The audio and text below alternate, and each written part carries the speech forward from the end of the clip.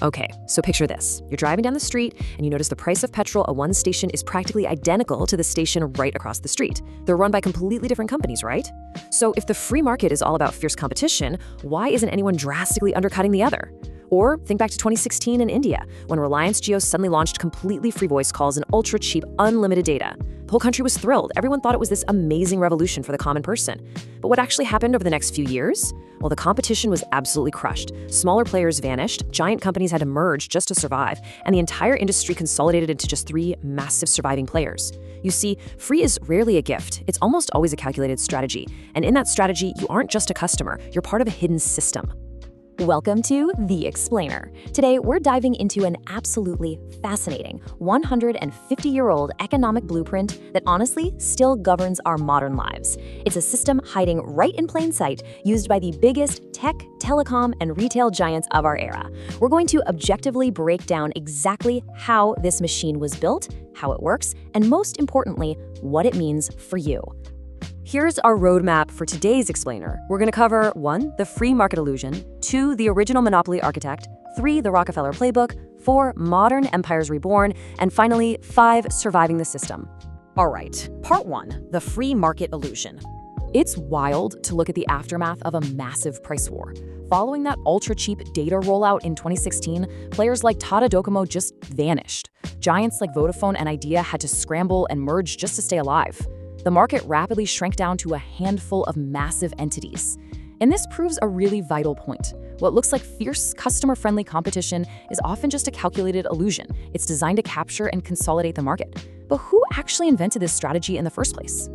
That brings us to part 2, the original monopoly architect. Enter John D. Rockefeller. Meet John D. Rockefeller. Born in 1839, his background is actually incredibly revealing. His father was a traveling con man selling fake medicines, literally a master manipulator. His mother, on the flip side, was deeply religious and strictly disciplined. This unique mix gave Rockefeller the ability to be ruthlessly manipulative, paired with this unshakable righteous conviction that whatever he was doing was perfectly justified. When the 1859 Pennsylvania oil rush hit, everyone else rushed out to drill for oil. But Rockefeller realized something brilliant. Drilling was a total gamble. You could go bankrupt if you hit a dry well. The true choke point of wealth wasn't extracting the oil, it was refining it. Whoever cleaned the crude oil into usable kerosene controlled the entire industry. So in 1863, he built his first refinery. Just to put his success into perspective, by 1879, Rockefeller's company, Standard Oil, controlled a staggering 90% of America's oil refining industry. 90 out of every 100 barrels of oil passed through his hands. That wasn't just good business, that was total domination. Let's move to part 3, the Rockefeller playbook, the actual blueprint. Okay, let's break down the exact mechanics, starting with horizontal consolidation. Basically, this is when you buy out or crush all your direct competitors on the same level. In late 1872, Rockefeller bought 25 out of the 26 competing refineries in Cleveland in just 3 months. 3 months! His strategy was brutal but incredibly effective. Offer to buy a rival out. If they say no, aggressively undercut their prices, bleed them dry until they go bankrupt, and then buy their ruined business for pennies. If this sounds a bit familiar, it's because it's the exact same playbook Amazon used when acquiring competitors like Zappos, Twitch, or Whole Foods. The next step in the playbook is vertical integration. This is all about owning every single step of the supply chain. Because honestly, why pay a middleman when you can just own the middleman? It's like a giant puzzle, and there's a direct line between the past and the present here. Rockefeller didn't stop at just refining oil. He eventually bought the oil wells, the railroads to transport it, the pipelines, and even the companies making the lamps. All the profits stayed entirely within his ecosystem. Now look at modern conglomerates. Dhirubhai Ambani famously executed the same strategy with Reliance Industries. They started in textiles, but to make cloth, you need yarn. To make yarn, you need petrochemicals. For that, you need a refinery, and for that, you need crude oil. Today, they control the entire vertical chain, right down to the retail stores and telecom networks. It makes an empire completely self-sufficient.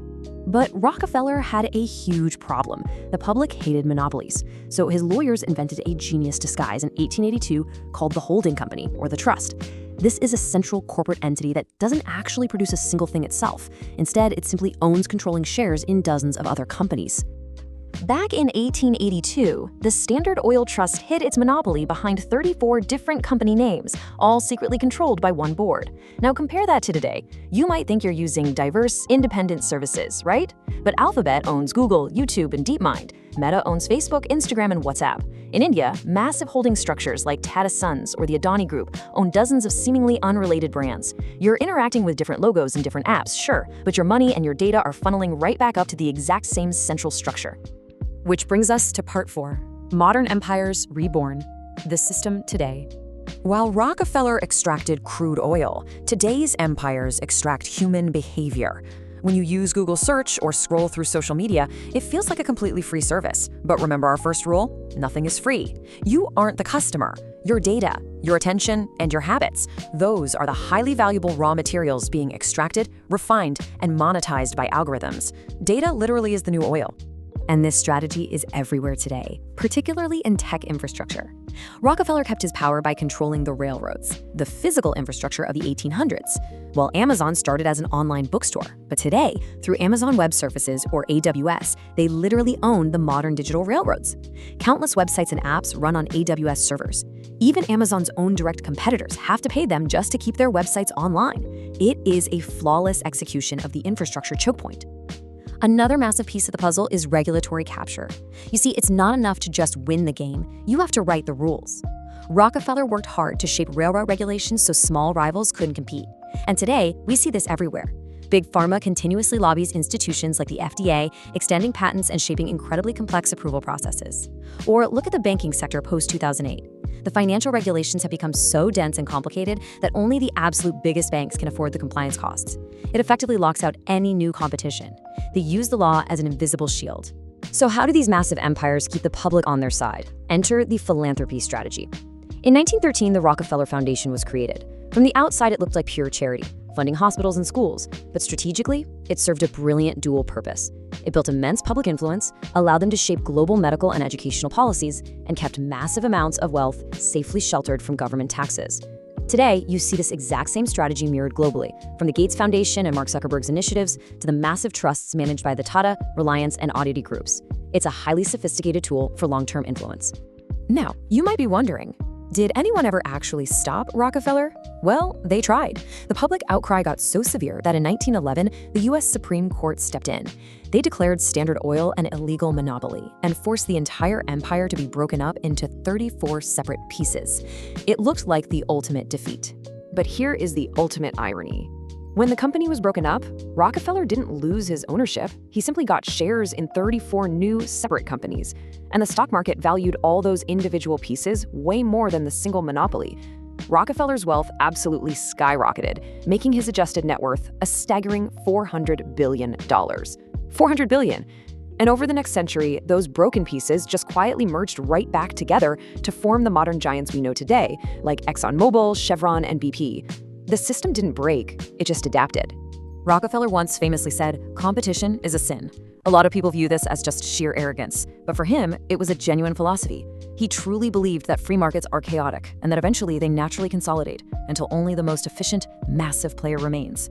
And whether you agree with that controversial statement or not, you have to look objectively at our modern digital and financial landscapes. That exact logic still completely drives modern capitalism today. Which brings us to our final part, Part 5, Surviving the System. Now that you can clearly see this 150-year-old matrix, you really have 3 actionable paths forward. Path 1 is acceptance.